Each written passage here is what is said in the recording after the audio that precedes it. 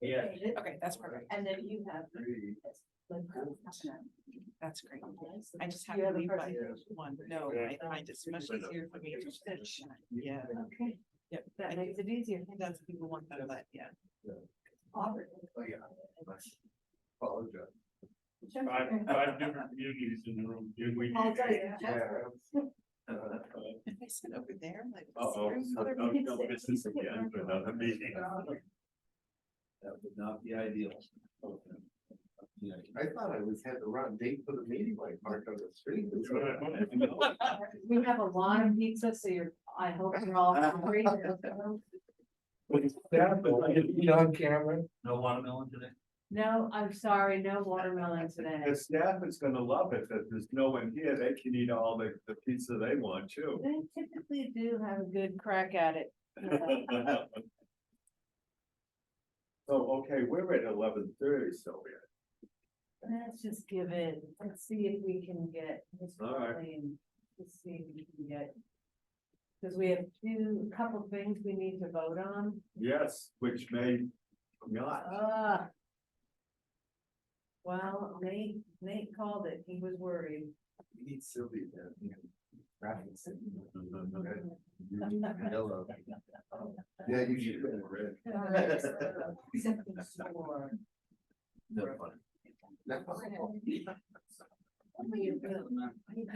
Good to see you. Yeah, five. We Oh, need So now you could be. two more. Famous. We need two more. Video. So, who's- it's good. You know? Yeah, that's great. Yeah. Were you the plan? Yes, I was, yeah. Was the MC for Merit Board side. Oh, wow, oh, that's awesome. It's going to be interesting. Can you recruit anyone off the street that can fake that they're from a town?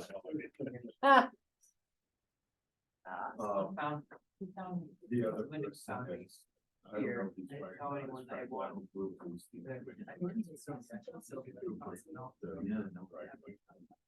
And he doesn't feel to that elevation. Yeah. Yeah. Yeah. Before we. Want my application for next year too. Oh, Called it. Somebody there, if we have a chance. Got a lot of money to throw at Edelbrook. Yeah. It won't matter. Well, I mean, Yeah, again. or theirs, then definitely. No, usually they have twice as many, let's say. Yeah. Yeah, so it's both. Yeah. Like.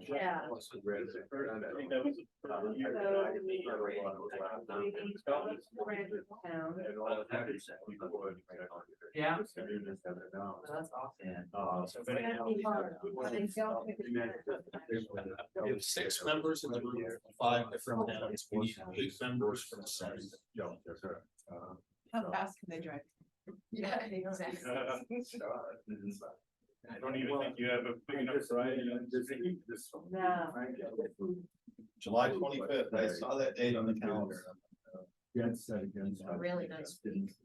All right, well, what do you think, Peter? I don't know that it's happening. I don't think it's happening either. We'll conduct as much business as we can and. Let's move on. Okay. Welcome to all of you to the Metropolitan Planning Organization meeting. 1 second, let's do is, it looks like Cam started the recording, yeah. Yep, I did. Also, Tammy, if you can listen for the pizza bell. Yeah, that's the priority. That's the priority. Listen, and then I know everyone will get to break pizza. Welcome to the MPO meeting for July 25th. Sylvia, could we do a roll call? And actually, before you do that, could I have a motion to actions on the minutes of June 27th? We can't do any of I that. can't. Thank you. Okay, We can you do a roll call, Do please? a roll call, all right. From Auburn, we have Paula Martzloff. Present. From Bedford, we have Bill Jean. Present. Chester, we have Deb Munson here. Online, we have Derry, Richard Tripp.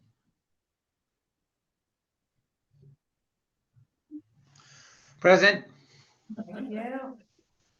can you hear me? We can hear you, thank you. From Goffstown Online, we have Colleen Mayo. Present. It's Mayo. Bayou. Rhymes with Bayou. Mayo. Why are you? Right. Mayo. From Londonderry, we have Art Rugg online. I am present. And also Londonderry, Lynn Wiles. Present. And I see also from Derry, Jeff Moulton came on. Yes, here. Let's see, from Manchester in the room, we have Peter Capano. Yes, present. From Abigail, let's see, Abigail, you from, no. No, it's Danielle Lee Banzik from Bedford. Thank you, thank you. Thank you. Not From Bedford. 6, represent.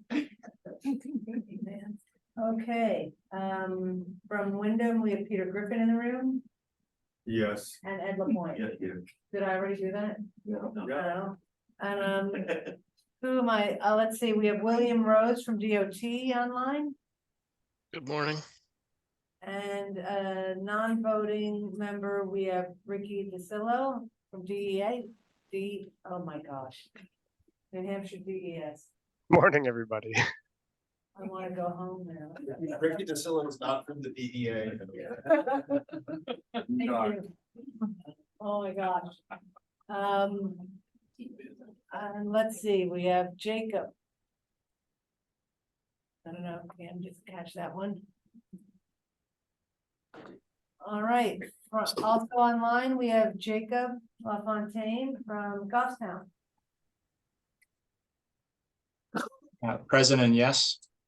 We're just doing present right now since we have we're missing a quorum in the room. Okay. Is that it? That's it. Just as an FYI, we have a very serious circumstance. We had an executive committee meeting where we didn't have a quorum. So we decided to move some of that business over to the MPO RPC, the committee meeting here. We don't have a quorum. So we have 2 meetings where we have information only sessions. I'm imploring you, ladies and gentlemen, if you are able to come to the respective meetings, please do so we can conduct business. Other than that, we can not conduct business. So anyway. And the people in here. Yeah. Okay, enough of my preaching and haranguing. Moving right along, is there any old business, Sylvia? No. Okay. New business, Nate, do you want to give a presentation and for information only of the Title VI program update? Yes, I will walk through the Title VI program update, even though it looks like we won't be able to take any action on it today. Wait 1 second, we just lost our camera. I think maybe you hit the button. I hit the button? Yeah, when you grabbed the mouse. It was just inadvertently. Just grab this start video. Start video. Who is mother? Oh my God. Yeah. And then if you can let mother in. I've had it. All right. Thanks, Cam. Mother is in and the video is on. Let's just find out who mother is first. It's not normal age.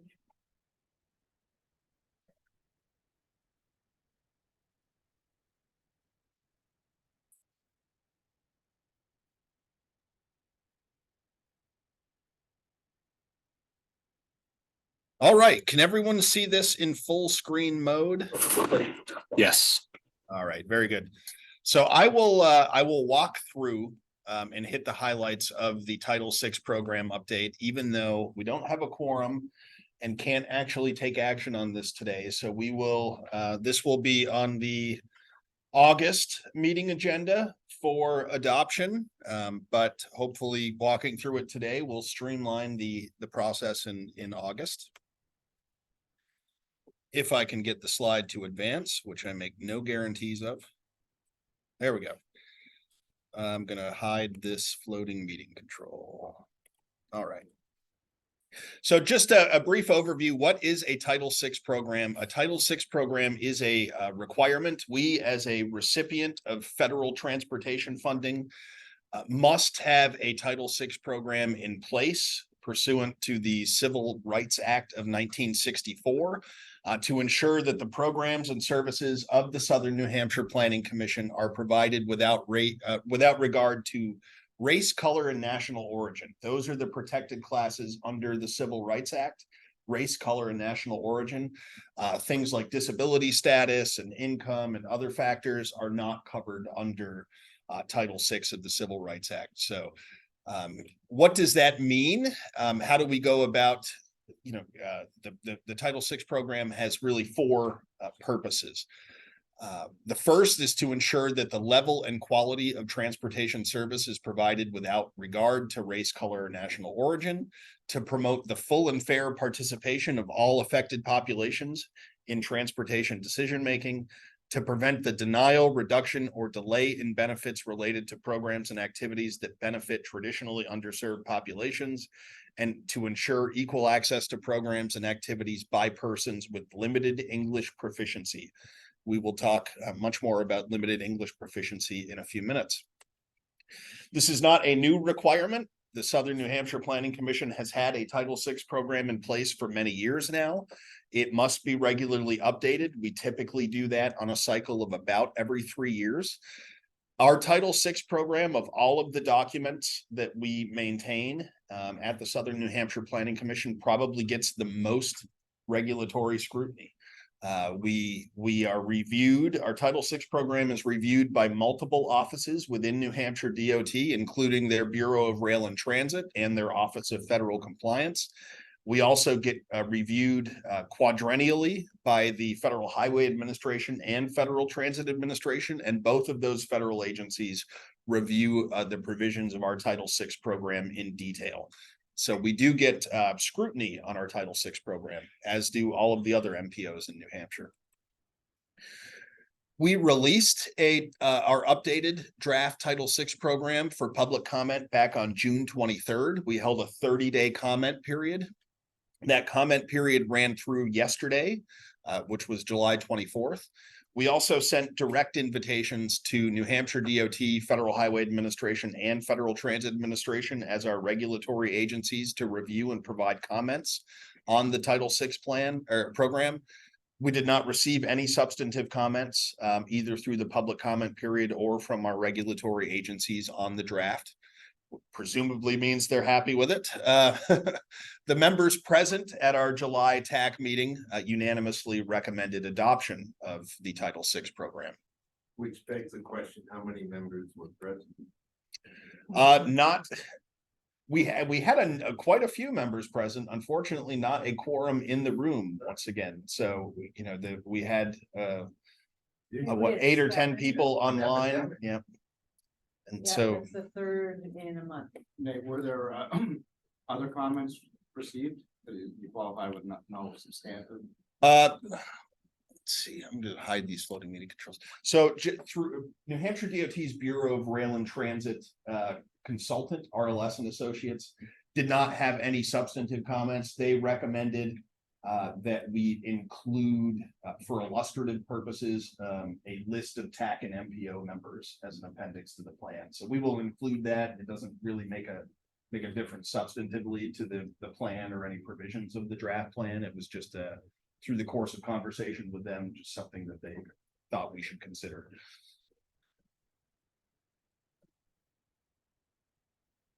And so, yes, today would be the public hearing to consider adoption. Unfortunately, we don't have a quorum in the room today.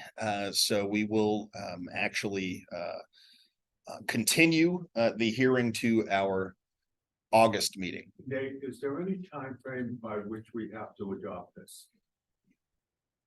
We are ahead of our time frame for adoption. the Bureau of Rail and Transit. Am I letting people in here? Okay. Cam is letting them in, but I don't know if he stepped away or something. I've got it. The Bureau of Rail and Transit at New Hampshire DOT would certainly have preferred that we have this adopted today. But I think we will be able to let them know that it's still in the works and that we'll have to do it due to lack of quorum in August I instead. just know if there was a less gas time frame that we have to have it adopted by, that we don't get demerits from DOT. Yeah, we should be okay to do it next month. It would have been good for us to be able to do it this month though, but that ship has sailed, it looks like.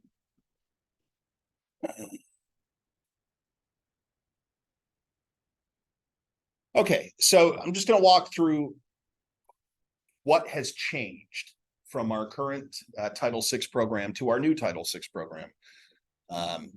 The first thing we did is expand the service area of our Title VI program. Previously, it just encompassed the 14 communities of the Southern New Hampshire Planning Commission region. The current Title VI program update encompasses a total of 21 communities. So the 14 communities of the Southern New Hampshire Planning Commission plus 7 additional communities in Rockingham County. Those include Sandville and Sandown and Danville and Plastow and Salem and other communities in that portion of Rockingham County. That's because those communities are part of the now combined Region 8 Coordinating Council area. And we serve as the lead agency for Section 5310 FTA funding to serve that entire RCC area. So because we are passing through Section 5310 funding to those 21 communities, we need to ensure that all of those communities are encompassed in our Title VI program, notwithstanding that those communities are also encompassed in the Rockingham Planning Commission's Title VI program. We have to do the same. Second, and if you read or review the Title VI program, a lot of what's in the Title VI program is actually a complaint process for the public. There's a complaint form if anybody wants to file a Title VI complaint based on discrimination for race, color, or national origin. There's a complaint procedure that explains how complaints will be handled and processed and who reviews those and how they're responded to, etc. We had a series of very minor non-substantive changes. We try to make sure DOT and their consultants have a master template of Title VI complaint forms and procedures that they encourage people around the state to use.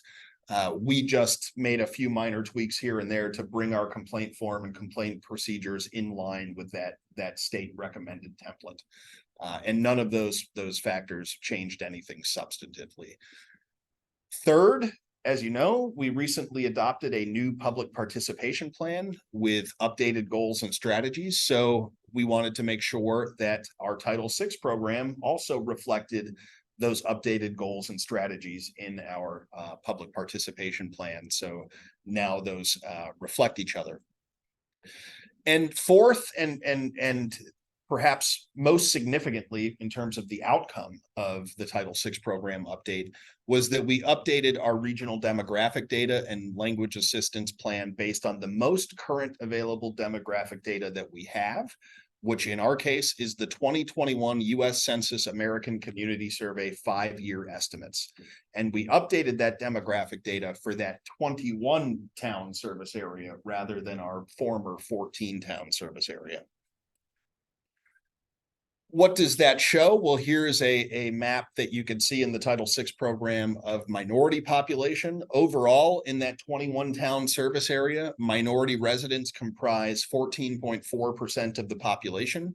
And most significantly, the minority populations have a concentration within the city of Manchester. So 24 census tracts in the city of Manchester actually exceed that service area wide average of 14.4%. So Our highest concentration of minority population and minority residents are within the city of Manchester, although there are sections in the southern portion of the town of Salem that are also of note. Hey, how many census tracts are there in Manchester? Oh, that's a good question. Zach, you might know that off the top of your head. I want to say like 60. But that's. I'll look that up. You guys are all doing business. We also updated the information on limited English proficiency populations, and I'll talk in more detail about what that is in a moment. But we found that people with limited English proficiency comprise 3.9% of the population of that 21 town service area, and that average is also exceeded in 21 census tracts in the city of Manchester. So when we're talking about where there are concentrations of people with limited English proficiency, primarily that is within the city of Manchester, although there's at least one census tract in the town of Derry that's also of note. What is limited English proficiency? It is defined as, quote, individuals who do not speak English as their primary language and who have a limited ability to read, speak, write, or understand English. There is information and data collected through that American Community Survey that tells us that of the 3.9% of the population in our service area identified as having limited English proficiency, I've noted a few highlights here. Just over 5,000 people, or 1.5% of the population, are Spanish speakers with limited English proficiency. Approximately 1,628 persons, or 5.5% of the population, are French speaking limited English proficiency. 874 persons, or 0.3% of the population, are Russian, Polish, or other Slavic language speakers. 855 persons, or 0.3% of the population, are Vietnamese speakers, and then it drops off from there. And there are a number of other languages that have smaller percentages and smaller numbers than those. You're talking more than 50 languages, right? Oh, yeah, there are many languages broken out in the data. Zach has his number. So there are 29. I knew it 60. I knew it was 60 something, but there are 60 in our region, 62 in our region, and 29 in Manchester, including one which is the airport.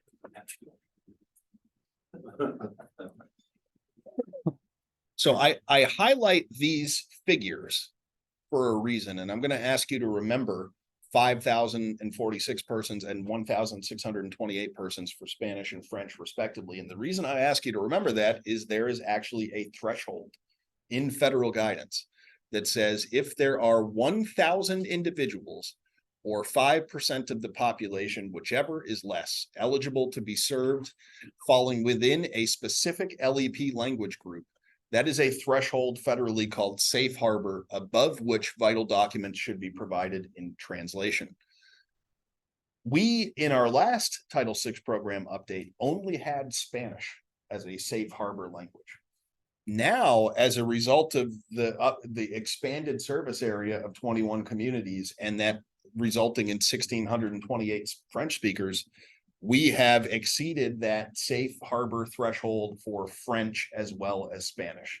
And so moving forward, that means that we will be translating vital documents into both Spanish and French.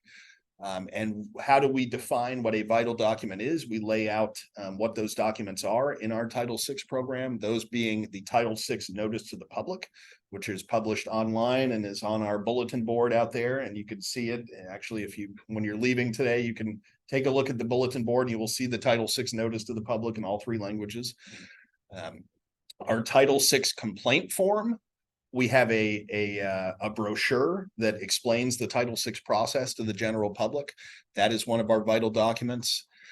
And then we will also translate all of our public hearing and public comment period notices for our transportation planning products. So when we put out the public notice for our Title VI program update and announced our 30-day comment period, if you go onto our website, you'll see that public notice is also available for download in both Spanish and French as a result.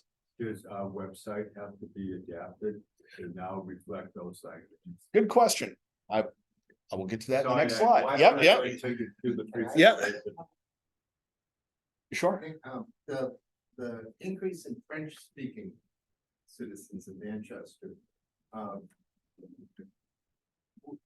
Where are they from? I mean, are we talking about Asian immigrants and African? Yeah. French speakers? Is that what So I'm curious about that? couple of things.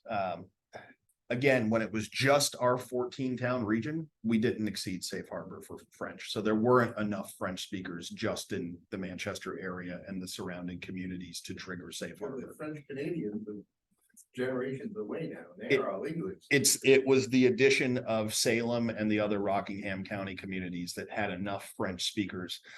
French, I'm gonna go back to this. The second bullet down and the smaller bullets on the bottom, when I say that 1,628 persons or 0.5% of the population are French speakers, that is actually a bit of a generalization on my part. The census actually defines that category as, what is it, French, Haitian, or Cajun? Am I right in that? Yeah, it's either Haitian Creole, Cajun, or French. So it is encompassing also Caribbean French speakers, as well as Creole French speakers in that category. We are, by translating to French, we are encompassing their language needs as well. But yes, it wasn't until the addition of those 7 other communities that we had enough French speakers in the region to push us over. And then just back to translation, we will translate other documents upon request from the public. If it's not something that we're translating through our definition of vital documents, we can always translate anything upon request from the public. Other language assistance initiatives that we have within SNHPC. At the front desk, we have a binder with what are called I Speak language cards. They're actually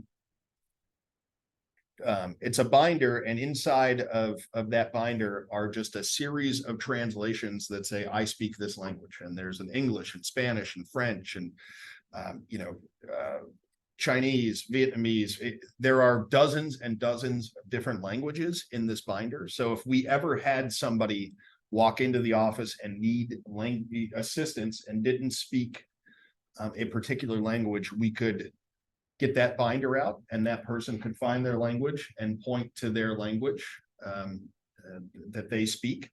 And let's say they spoke Polish, we could then call and coordinate by telephone an interpretation for them based, and there are a couple of different telephone interpretation services that we could potentially use, those being what are called language bank and language line. We could call the language bank and say, we have somebody who speaks Polish in our office, we need interpretation services. They would get a Polish speaker on the telephone, and that person would be able to interpret for the member of the public that we have. So in my years at the Southern New Hampshire Planning Commission, I don't think we've ever had somebody walk in to the front door that didn't speak a language that we didn't already speak internally.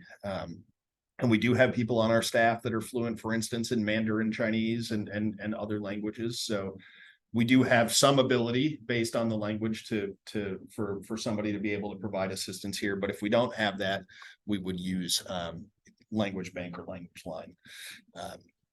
And Peter, to your question about the website, if you go on our website, we do have, and we have incorporated previously a Google Translate widget. So right at the top of the SNHPC website, there's a Google Translate pull down menu and many different languages to select from. And it automatically translates the text on the website to that particular language just through a pull down menu.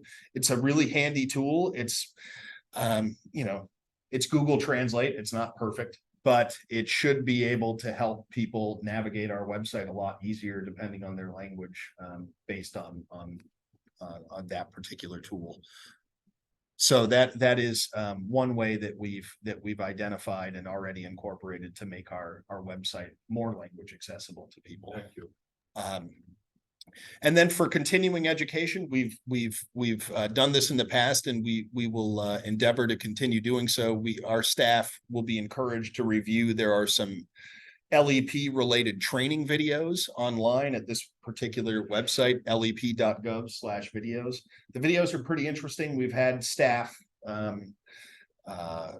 meetings and training sessions where we've looked at some of those videos, and I think it's been helpful for folks, and we will continue to do that.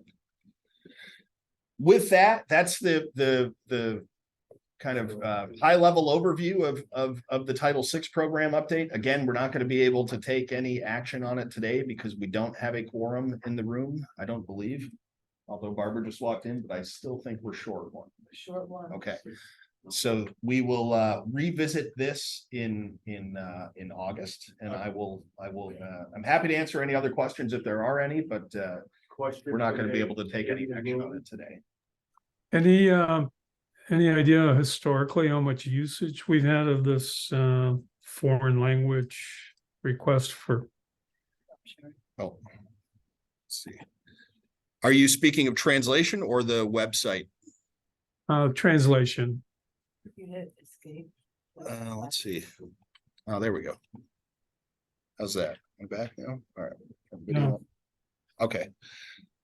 I don't recall, Jeff, ever having received a direct request from anyone for a translation. We have translated historically based on our previous Title VI program notices and such into Spanish, just as a matter of practice.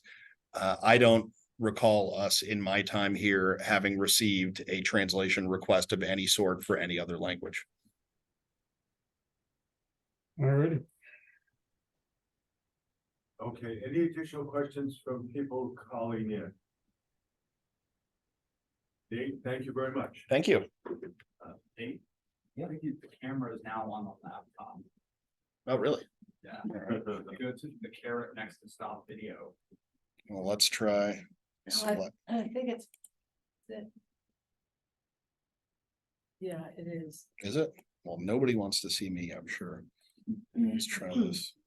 Might have Oh, Blur the foreground. I would just you blur the- yeah, exactly. turn the speaker on or turn that. Head reflection blinding people. All right, well, it's not giving me an option other than this particular webcam. I would turn this, yeah, turn that off and just turn it on again. There, you have enough here. Exactly. Oh, here we go. All right.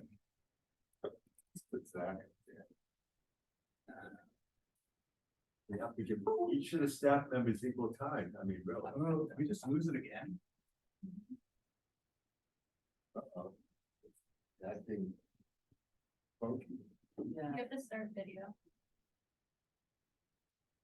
I didn't stop it. You just turned it off. Oh, now it's back. It's back to me. Yeah. I Okay. think that's what we're gonna have. Well, it is not our day today, is it? In every way, shape. All right. Well,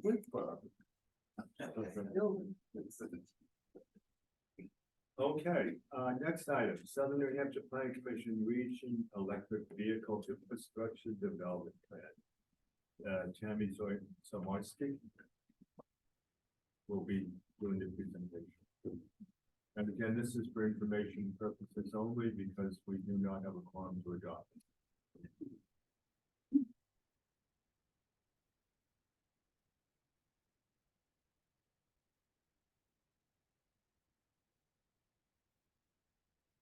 Can everybody virtually see this Yep. presentation? Okay, thank you.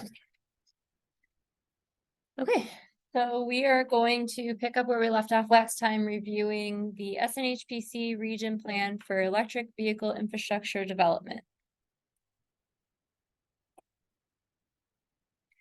The objective of the plan is to support the adoption and transformation to electric vehicles throughout the region and between the New Hampshire Regional Planning Commission regions. So the first thing that we did, I believe back in 2022, was form an EV working group, and it consisted of 7 different communities. We had representatives from various planning departments as well as economic development. And we also had participation from 2 representatives from the New Hampshire Department of Environmental Services. So the working group identified the fast charging corridors in our region to supplement the alternative fuel corridors that the state had already identified. So the alternative fuel corridors are highlighted in green, and then the SNHPC area of interest is highlighted in pink. The area of interest was determined to be within a 1/4 mile of non-limited access expressways and within a 1/4 mile of limited access expressway exits. And I think that this is always helpful to remember the difference between fast charging, which is also level 3 charging, level 2 and level 1. So fast charging will give you a full charge from 20 to 30 minutes. So that's good for places where people aren't going to be hanging out for a very long amount of time, like grocery stores or retail. Level 2 will give you a full charge in 5 to 6 hours. So that's best for an office setting, a park and ride, the airport, places where people are going to be leaving their cars for a long period of time.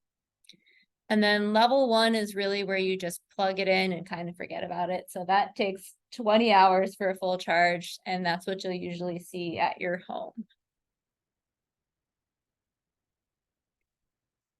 So the EV working group identified over 100 sites, reviewed them against viability criteria, and then reviewed them with our local municipality staff. At the end of the day, 60 potential sites for fast charging or level 3, as well as level 2 charging stations were selected. And by selected, we mean that these sites were identified as having regional significance. There's no binding contract for any of these communities to install infrastructure at any of these locations. These are simply our recommendations for when funding does become available. For each town, the working group identified the sites. We looked at the availability of phase 3 power at each location, and phase 3 power is essential for DC fast charging or level 3 charging. So from there, they established if the site was a candidate for either fast charging or level 2, depending on how long people would be hanging out there to charge their car. So these are the maps that we made for each site. Again, the plan area of interest is highlighted in pink, and then the selected sites are highlighted with blue dots. So you can see that almost all of the sites selected by the working group fall within this plan area of interest. There are a few outliers, such as the Manchester-Boston Regional Airport, which is just off of the area of interest, as well as the Chester Municipal Center up here.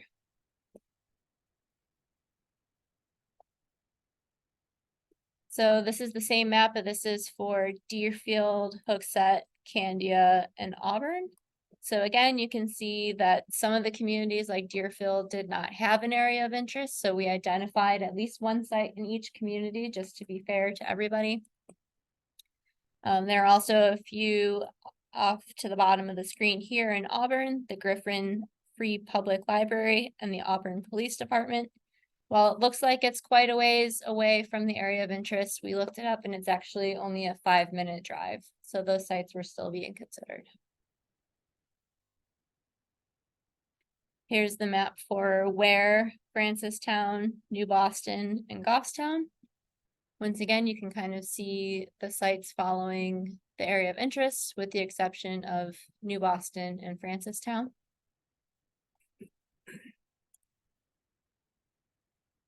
And this one includes Manchester, Goffstown, and Bedford.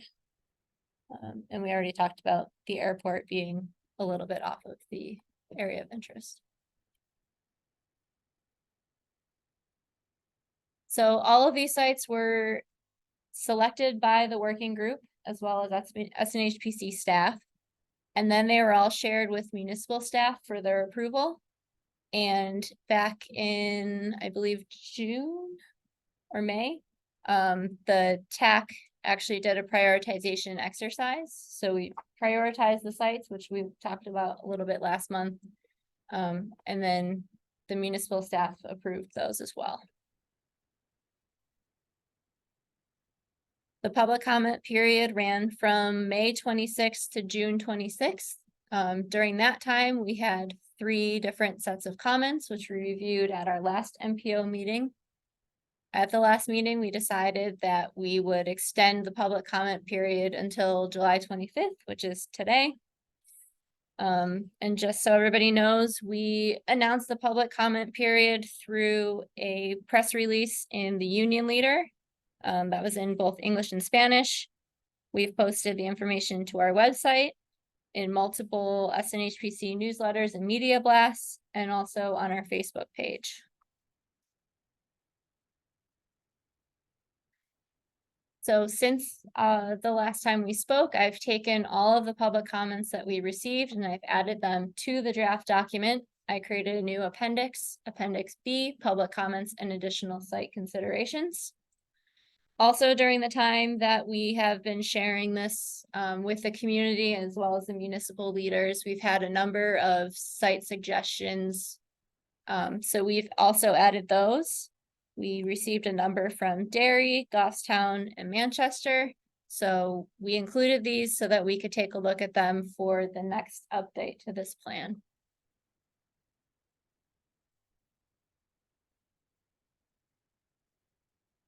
So the next step would be the MPO adoption, which of course we cannot do today. At the June 15th TAC meeting, there was a consensus to recommend adoption by the MPO. We did not have a quorum there either, so we couldn't get a formal motion. But we do have a recommendation for MPO adoption. Are there questions for Tim? Robert? Thank you. And Yeah, thank you. One other comment, since this is just a guidance document for the Yeah. community. No, let him go, Yeah. let him go. We did have Barbara already. Oh, I'm sorry. We're starting in-house here and then we'll go to people calling you. Barbara, go ahead, please. Maybe could you just clarify? I know the level 1 is home and from a planning standpoint, that's really not our bailiwick, right? So we're doing 2 and 3. So when you looked at the sites, was there any consideration of what is needed for a level 2 or 3 hookup? Yes, for a level 3 hookup, phase 3 power is essential. So we worked with Eversource to get the map of availability for phase 3 power.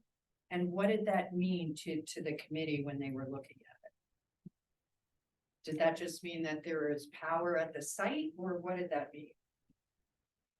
Staff, do you have any input on that? I know that, clearly if a site doesn't have that availability, it's gonna be, I think you're gonna want it 2-person power, 2-phase power. And for that, that could really change whether the site will be selected or not, because you can see a gas station would clearly be a place where you have DVDs phase 3. It's not always going to go to a gas station and stay there for 8 hours while the car charges. No, I understand that, but I don't.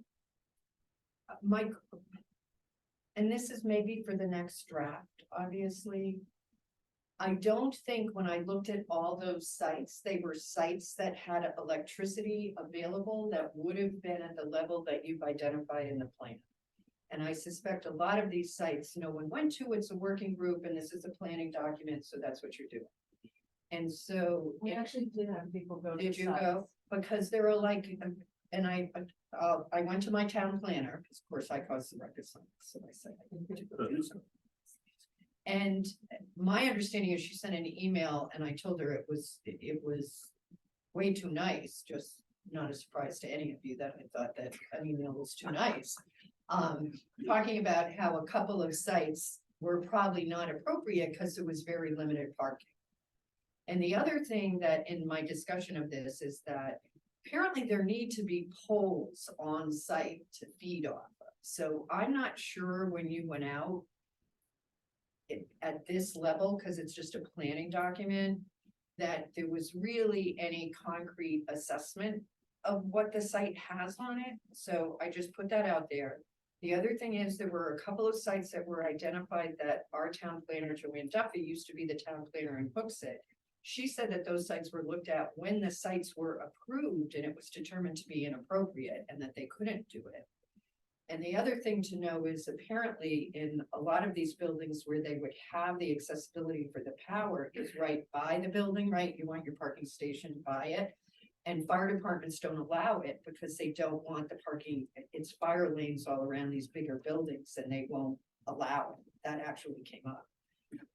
And then finally, the other thing that I would point out is I think there needs to be some consideration on a committee when you're looking at this, whether depending on what needs to be done, and frankly, I think the funding is so far out there, it's not an immediate issue, but what I thought of from a planning board perspective was, I'm not so sure that some of these would fly, they would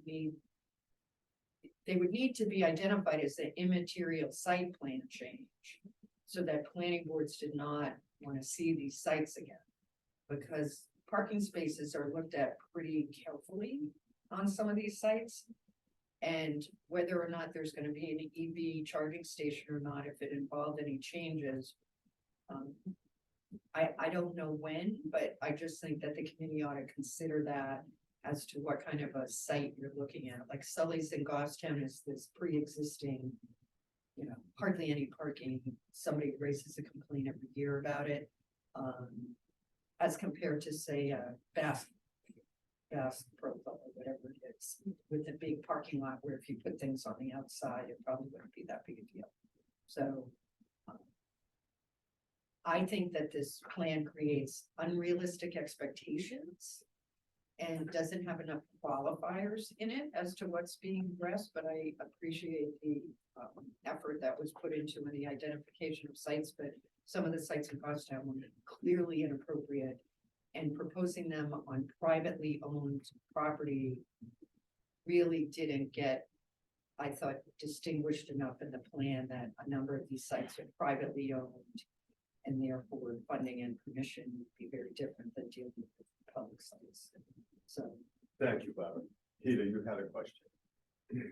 Yeah, well, my question is about, and it's almost the opposite comment that we just heard. Was there a limit as to how many sites you could identify? Because as I think about it in Manchester, I could add a dozen to what the list showed. There's a question.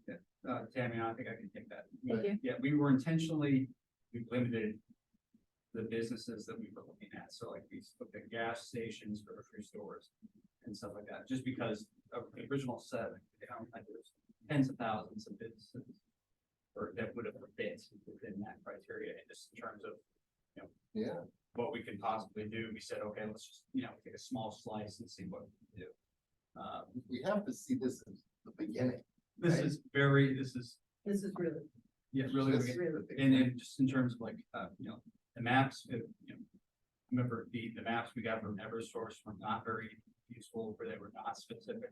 And so we, not willing to share anything more than that. So, there, some of these stuff this is very much the first cut. And we did not expect any of this to be, as there are some site specific sheets where you can go in and see specific details. On the whole, this is a fairly broad brush. Okay, thank you. Any other questions in-house?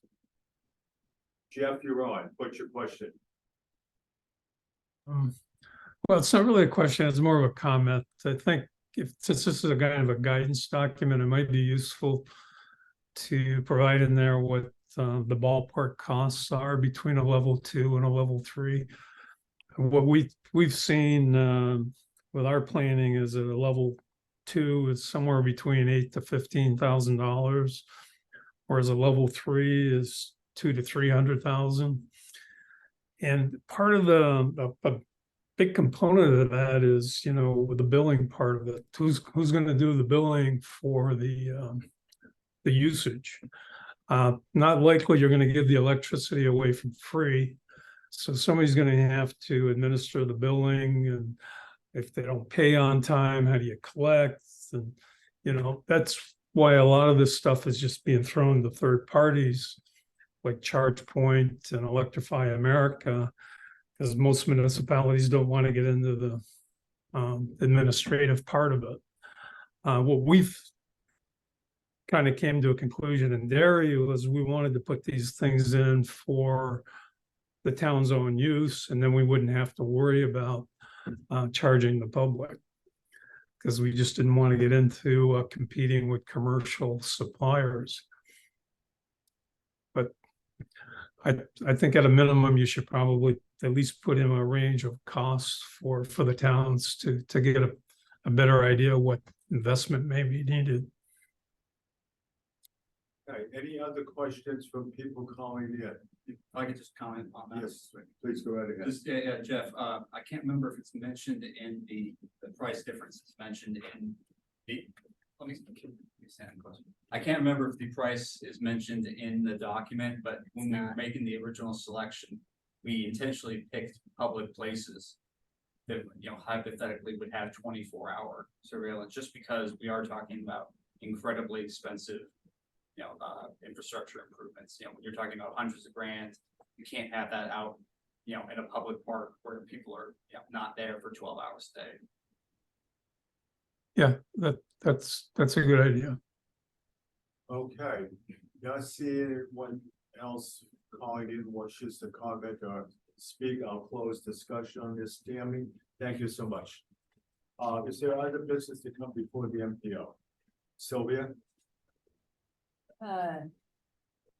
No. Okay, could I have a motion to adjourn, please? Yes. Please go Oh, ahead. that's the, oh, that's the, yeah. We don't need a motion, we're just. All right, I will make a decision, we will adjourn. Well done. Yeah. An executive decision, okay. I'm gonna call to order the Southern New Hampshire Planning Commission meeting. Sylvia, could you do a roll call, please? Do a new roll call, okay, in-house, we have Paula from Auburn. And from Bedford, we have, Bill Jean. Present. We have online from Bedford, Danielle. Still have Danielle? No.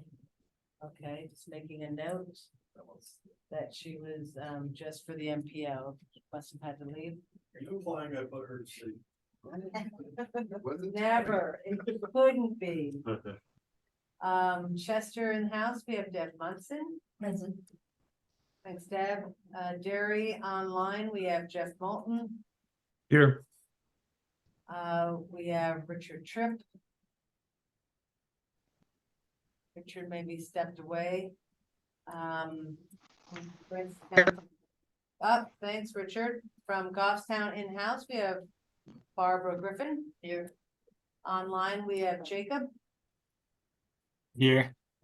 and Colleen. Here. And let's see, no one from Hooksett, but from Londonderry online, we have Deb Levens. Here, Art Ross. I was here earlier too, but What? I had trouble getting in. I missed the roll call. It's okay, I saw that you were in, thanks, Deb. Art Rugg, I am here. Lynn. And Deb and all those who might have come in a little bit later, just so you know, this is not an official meeting.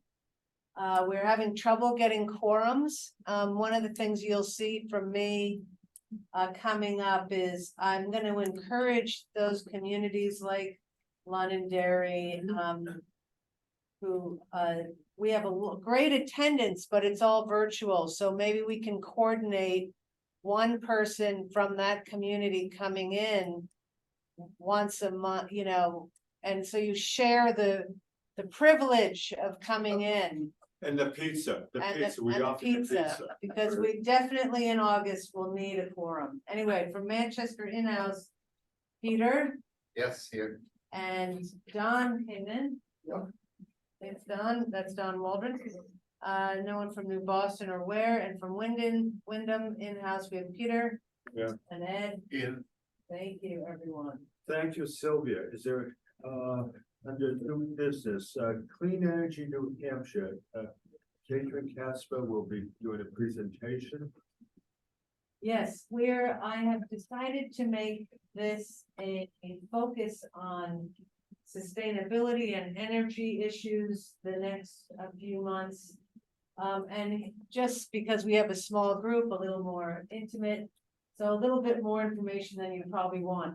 My spouse, who is the librarian in Rye, and also teaches at SJSU online graduate programs, and you're wondering, why am I talking about this? She teaches all about materials for teens. And so I get to see sort of and hear from the kitchen what she's watching on TV, because she has to know everything for teens that's on Netflix and everything else. I have heard every dystopian future series where the planet is on fire or it's flooding or whatever else. And so because of that, I thought, I know what I'm going to do. I'm turning this around and seeing what are groups doing out there that are helping the New Hampshire with sustainability issues. So today, and I'll point our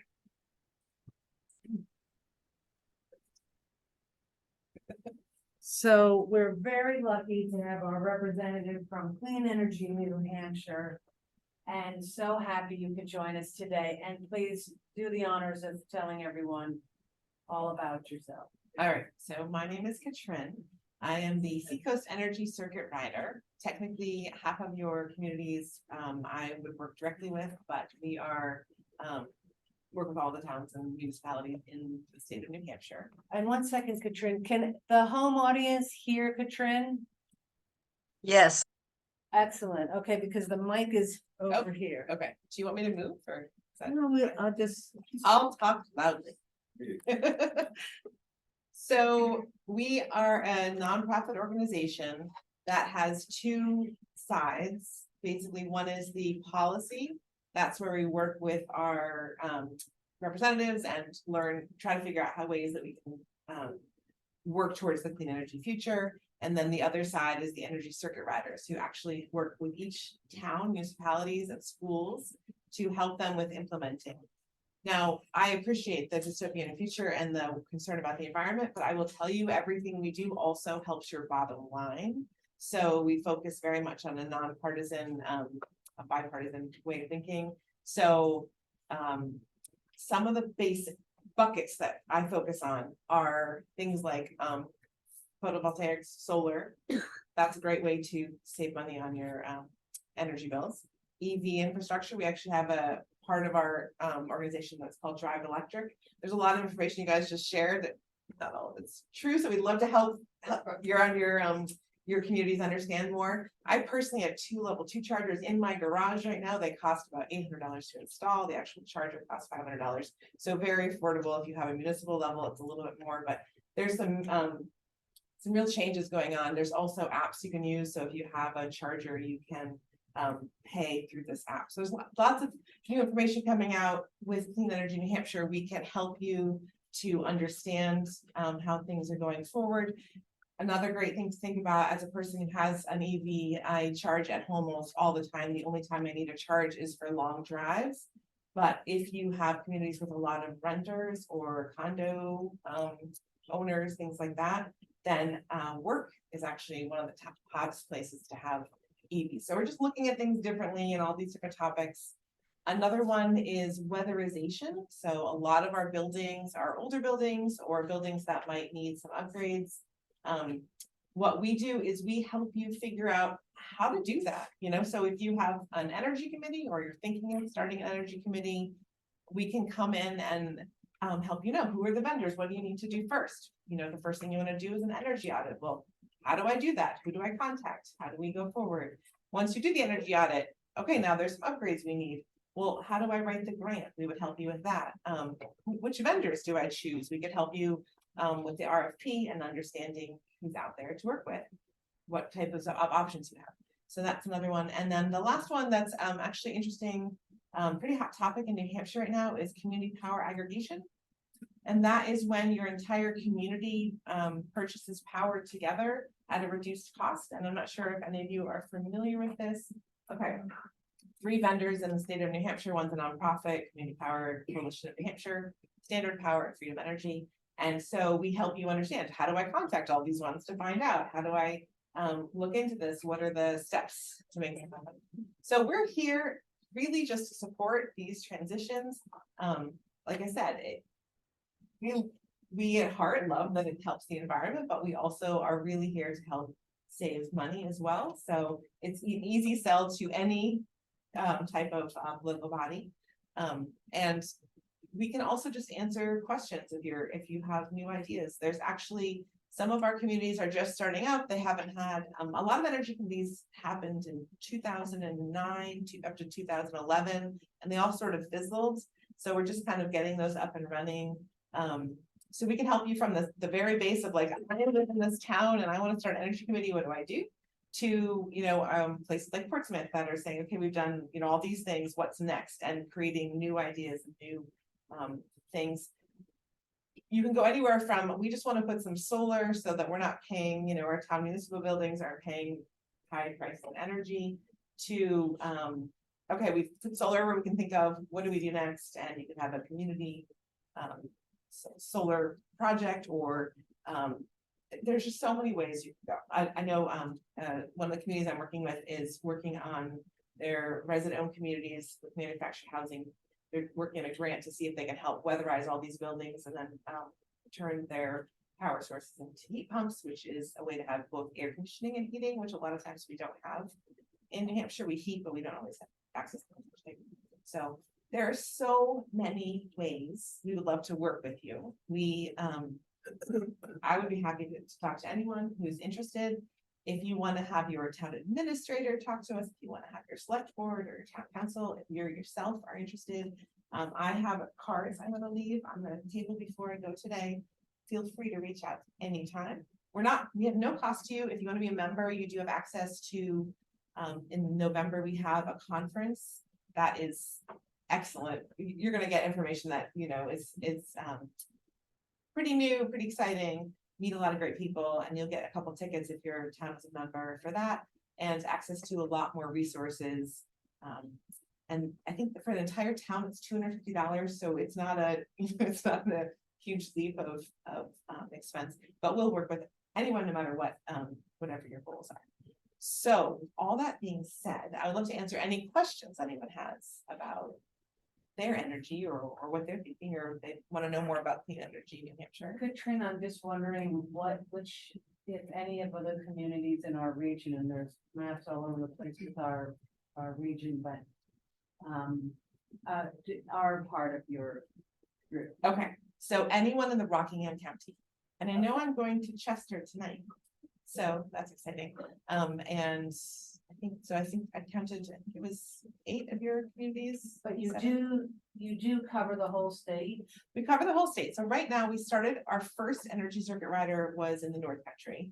Then we got them in that region. I'm the 3rd. Our goal is to eventually cover the state. Sullivan County is actually our next goal. Okay. And we're gonna hire for. But so when a town calls, like Wolfboro is not in anyone's range, but they call. So I'll say that's closest to my region, I'll help them out. Oh, I see. So you'll help any community, even if it's not within the region. 100%. So don't worry if I'm not technically your energy circuit rider, we can help you. We're onboarding to get as many people so that you have that one-on-one. Right. But if you're interested, we'll make sure we can help. And a lot of groups find, we just want to do this one thing. We just want to do the community power aggregation. And then they'll find, okay, we did that and that was really fun and we loved it. We want to do another. Let's talk about weatherizing it. So we can do whatever it is your community is interested in. You lead the way. Additional questions, Barbara, or some additional questions in-house with the turn? Additional questions from individuals calling in? Thank you. Actually, Yes. uh, Oh, always one. so I'm just sort of interested, why would it have started in the North Country? Because that was where the funding was. The greatest challenges were there because there is not a lot of call for a lot of these projects. A lot of it was happening naturally in southern New Hampshire. So the Tilton Foundation actually paid for the first grant to start that. And then Melissa, my coworker, started working and just went from town to town and said, hey, I can help you. She actually literally wrote all the grants to help pay for some solar projects and some weatherization projects. And then once that started, It's a really odd place to start. or a really great one because it's not. Well, there's nothing there, yeah. Well, and you're Literally both. a town is using energy. Every town is using energy, so it makes sense. And there wasn't a lot of other ways to find funding. And unlike a lot of the big cities that we live in, where you have planners and all this stuff, you have a town administrator, maybe someone else. So the idea of identifying where something would go, EVs or anything, or doing all that research and then writing grants to get them looked at. There's no one to do that. So it does make a ton of sense. And now we're finding that there are other things that we can do. And it's interesting as the circuit riders talk about our communities, we have very different needs and different responses to things. And they have so much more access to funding because of the LMI communities that are out there. So I have to do things very differently than they do. They're What first communities? low to moderate income. Oh, Sorry, communities in that area. And so there's a lot of rural funding available. Yeah, and we don't have the seacoast in the same way. We have a couple of communities. So I have to think really differently and come up with funding in different ways. And a lot of times that's more of a grant that's looking for more cutting edge ideas or something that hasn't been. Thank you. Yeah. Of course, I have another question. How would that work if Deerfield, let's say, I'm just picking one community, wanted to do a weatherization project for the community? How would that look? They're doing that. That's great. They're also putting in some solar. So they start off by That was fast. So Deerfield is great. Good example. And they started off by looking into and working with New Hampshire Saves on getting the, you want to get your baselines to figure out what are the challenges that you have. And then once you have those listed out, what can we work on establishing? So they could contact us, we could help them get connected, tell them where to sign up for things, and then start their program. Okay, thank you. Yeah. Thank you so much. Please leave some business cards. Absolutely. Right, thank you. Yeah. Okay, our next item is to appoint Greg Clement as treasurer. We're so appreciative of Greg accepting the position, but we can't accept him yet until we appoint him officially. We can't do that, and we cannot, unfortunately, do the Bedford Hop grant. So the next opportunity is the executive committee in August, and so I'm going to encourage everyone that's online and in the room here. If you're on the executive committee, please come in person. And that is, I can't see the calendar, August what? To throw some humor into this What? Bedford Hop grant, Next Thursday. Yeah. do we have to offer hops and martinis and Yes. alcohol for our next meeting? Bloody Marys. Not at 7:30 a.m. You've never been to the Belmont Bar? Breakfast special. Yes. Any other business, Sylvia? No. Any questions, comments from either in-house attendees or calling in attendees? Okay, All I right. will adjourn this meeting. Thank you so much for attending. Thanks, everybody, for your time. Hope to see you in person. Yeah,